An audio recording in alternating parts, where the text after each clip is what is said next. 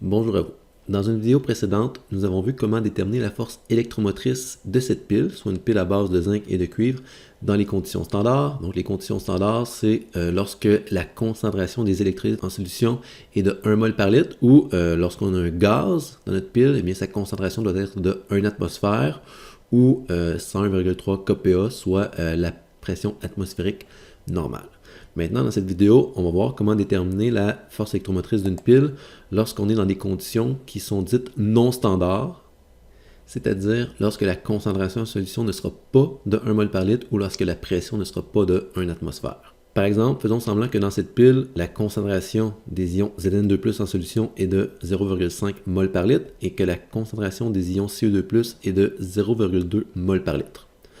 Pour obtenir la force électromotrice de la pile, on va devoir utiliser l'équation de Nernst qui est présentée ici. Donc, dans l'équation de Nernst, on peut déterminer E de la pile, soit la force électromotrice de la pile, dans un premier temps, calculant la force électromotrice de la pile dans les conditions standards. Donc, on se souvient que le petit 0 ici veut dire dans les conditions standards.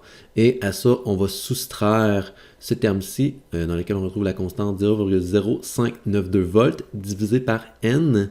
N étant le nombre d'électrons qui sont échangés dans la réaction chimique qui est à la base de la pile, et tout ça multiplié par le logarithme de Q, Q étant le quotient réactionnel. Alors, qu'est-ce que le quotient réactionnel? Prenons cette équation à l'équilibre, qui est une équation quelconque où on a des réactifs A et B et des produits C et D. Et ici, les petits a, petits b, petits c, petits d représentent les coefficients réactionnels de l'équation chimique. Eh bien, vous savez probablement déjà comment calculer une constante d'équilibre. Okay? Donc, quand on calcule une constante d'équilibre, on met les produits sur les réactifs. Et puis ici, si on parle de la constante d'équilibre en fonction des concentrations, bien, on a la concentration des produits au numérateur, la concentration des réactifs au dénominateur. Puis ici, les petites lettres C, D, A et B, mais ça représente les coefficients stoichiométriques qu'on retrouve devant chacun des réactifs et des produits. Le coefficient réactionnel, c'est exactement la même formule, exactement la même expression mathématique que la constante d'équilibre.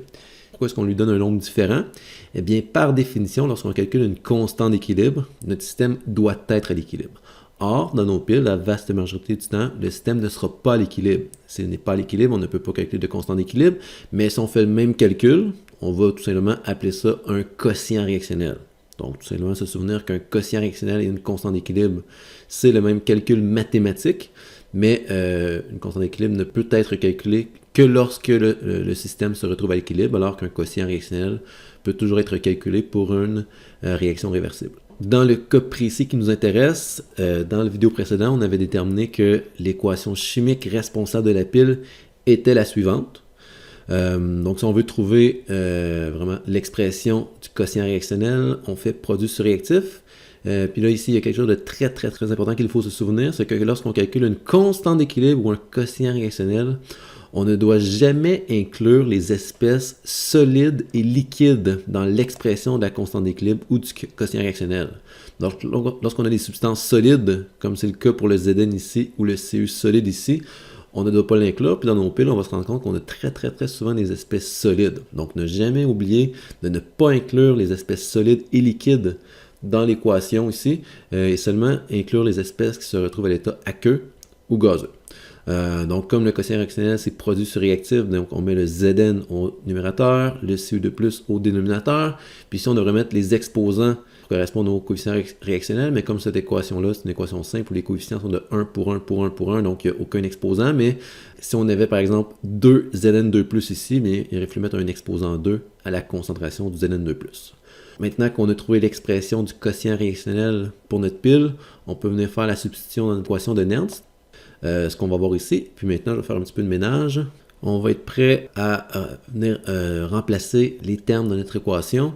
Donc ici, le E0 de la pile, c'est la force électromotrice dans les conditions standards. On avait déjà calculé ce paramètre-là dans la vidéo précédente. Donc, si vous voulez savoir comment déterminer cette variable-là, allez voir la vidéo précédente. Donc, à ça, on va soustraire 0,0592 volts divisé par N. Je reviens dans quelques instants sur la valeur de N, fois le logarithme de la concentration de Zn2+. On a dit au départ que c'était 0,5 mol par litre, divisé par la concentration de CO2+. On a dit au départ qu'on avait une concentration de 0,2 mol par litre.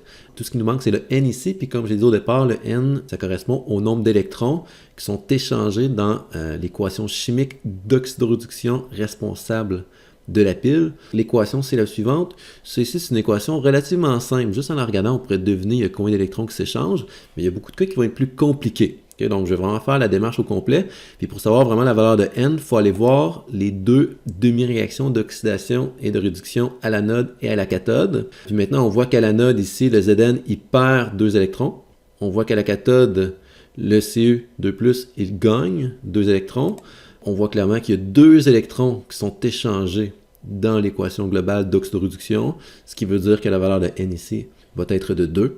Donc, une fois qu'on a toutes les valeurs dans notre équation, bien, on peut tout simplement résoudre mathématiquement l'équation en écrivant ça dans notre calculatrice et on obtient une valeur de 1,091 volts.